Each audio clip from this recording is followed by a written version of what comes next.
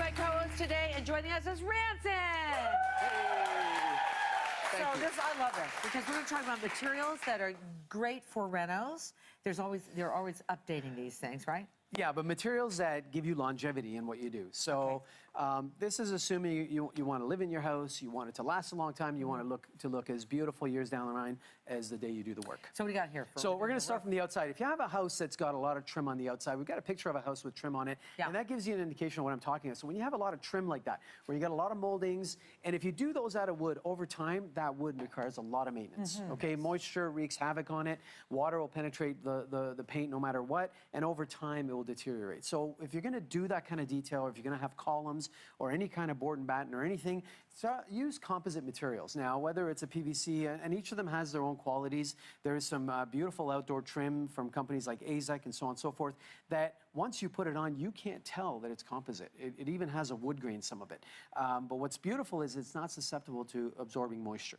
And it doesn't break down over time. So it will be more expensive, but you have longevity with it. So all of this stuff has a bit more of an upfront cost to it, but what'll happen is over the years, it'll look as beautiful as it did the day you put it in, and no maintenance. And this is the way the world is going, right? The products are becoming composites or vinyls or treated woods. Yeah.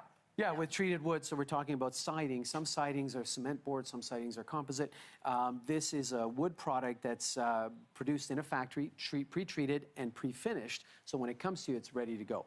And you put it up, and then it's got a fantastic warranty because it's not susceptible to rot. Right, so you would never know that that's right. You would never know because it's got Yeah. a wood grain on it. It is wood, right? Yeah. So on the outside, there's another aspect, which is roofing, where people always cheap out. They go for a regular 3-tab shingle, simplest thing, lowest warranty, and it looks plain and simple.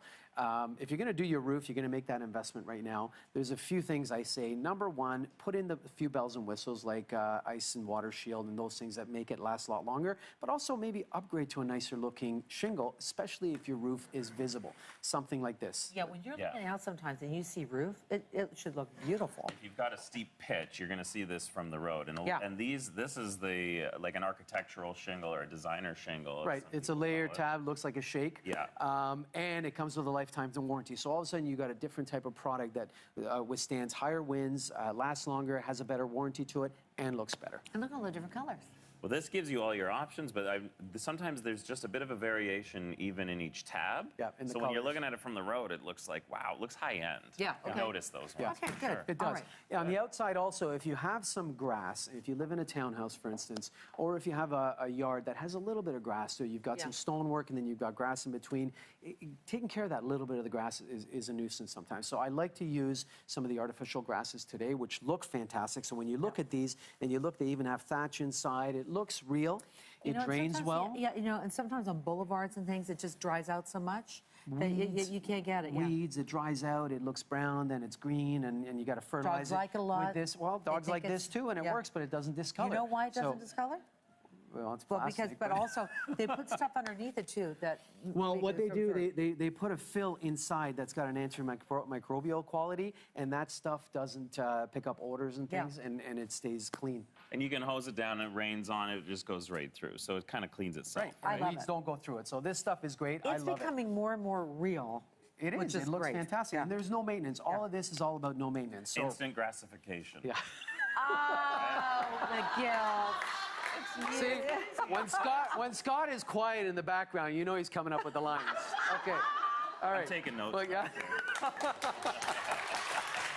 We have to give it a golf clap because it's nice. Right. There you go. Okay, Good job, Scott. Okay, hardwood. I'm just going to go really quickly Flooring. on hardwood flooring.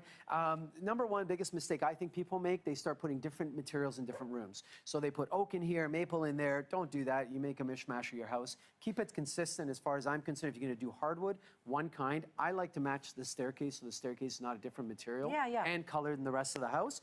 And go with an engineered product these days. They're fantastic. You get all kinds with a hand scraped finish or a smooth finish. The finish on it is factory applied, so it's got additives like aluminum oxide that aluminum oxide makes the finish really strong. Today, some of the waterborne finishes that they apply on site are good finishes, but they're not as strong as some of these. So again, you're looking for? I'm looking for an engineered wood that's not susceptible to moisture changes, so you don't get cracks in between them. Keep consistency in the color. And keep it consistent. To the stairs, and right? these will range anywhere from $3 to $10 a square foot. That's and more, but that's a reasonable range. When you get wide, it gets real expensive. Yeah. Yes. Yeah.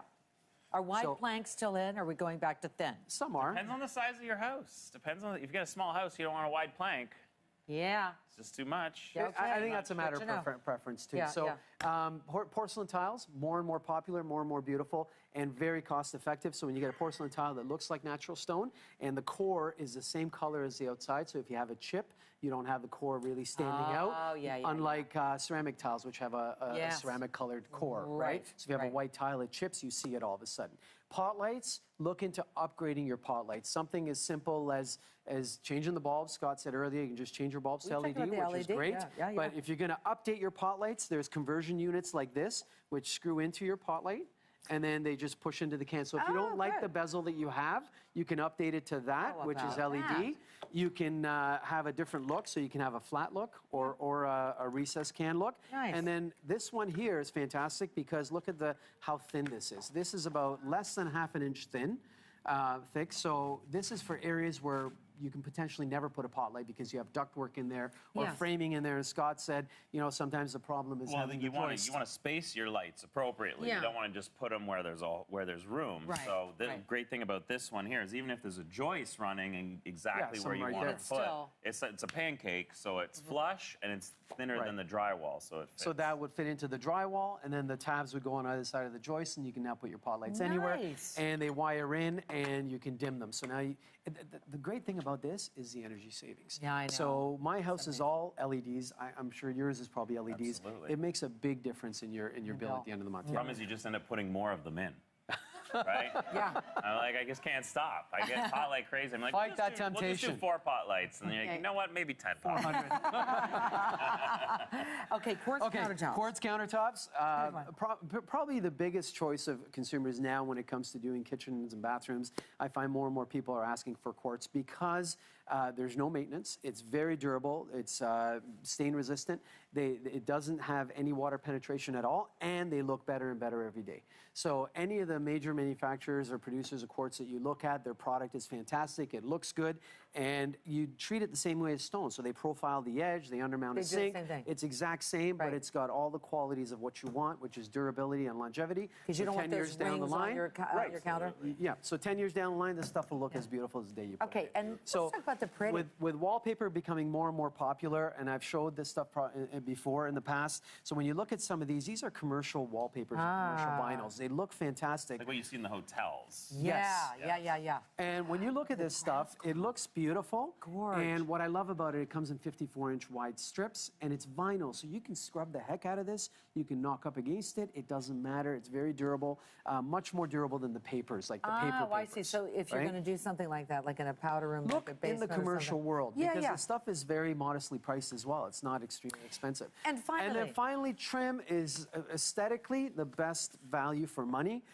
When it comes to baseboards and things like that, increasing the size of the baseboard is always a great thing to do. Here, I've got a piece of board here, which is a flat board with a molding on top. Well, this board can be a piece of MDF, so you can take a sheet of MDF, cut it into strips. No one's going to know once you paint it and get it sanded up, and then put a little molding on top. So the cost becomes manageable, and you can adjust how high you want it. You want a 5-inch, 6-inch, or 7-inch molding, doesn't matter.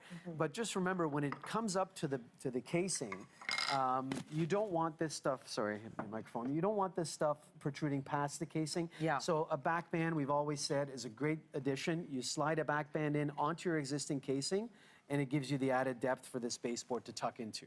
All right. Okay, so that enhances the look of that. Crown molding is my favorite addition to anything, any room, because Get a it really... professional to do that one. Well, there are DIY products, and Scott and I were talking about Yeah. this. There are foam products that have actually a plaster skin on top. That's what I'm and that's his favorite because it's easy to do yourself. I want to talk about the measuring. The hardest thing Well, with you crown learn after molding you is screw it up a few the times. DIYers, they try to get those cuts, and you can see the amount of caulking. All right. Every time This is from someone's like, experience. I am going to do my own crown molding, I invest in the stocks for caulking because I know they're going to go out and buy 1,000 tubes of it. Because you got to get that cut right. That is You do. exactly right. Yeah. But you know what? Learn the lessons. Do a few practice cuts. Get it to small pieces. Do some practice cuts because you got to get your mind around it. Hire someone. Or hire somebody. Yeah. Don't do your crown. So Don't do it. the styrofoam ones are great DIY products because once it's up, it looks like plaster. Oh, I and it's know. great. It's awesome. And the plaster moldings are the next step up, and you have to get them installed. Yeah. But either way, what I love is the profiles. You cannot produce these out of wood for the same money. So it Oh, looks that's good. beautiful, and number two, it's not susceptible to moisture changes like wood. Anybody that has wood crown molding over time, in the wintertime, Yes. they'll start seeing cracks show up, Always. and it drives people crazy. So Where you're with this suggesting stuff, plaster yes, and or styrofoam. it looks grander, and it lasts a lot longer. Very good. How about that? Great There. information from Ransom Caulking. Okay, thanks, buddy. See you at the end. He's going to cook at the end. Is he? Okay. Here's, I thought he was an investment I don't want to guy. bury the lead, but he's going to cook at the end. Are you going to join us? The real estate investment 'Cause guy's going to cook? you might have to go across the are street to gonna get eat us it. lunch. Who's taste testing it? You Not are. me. You are. You guys are my Stop guinea and pigs. comes back when we return. Here we go.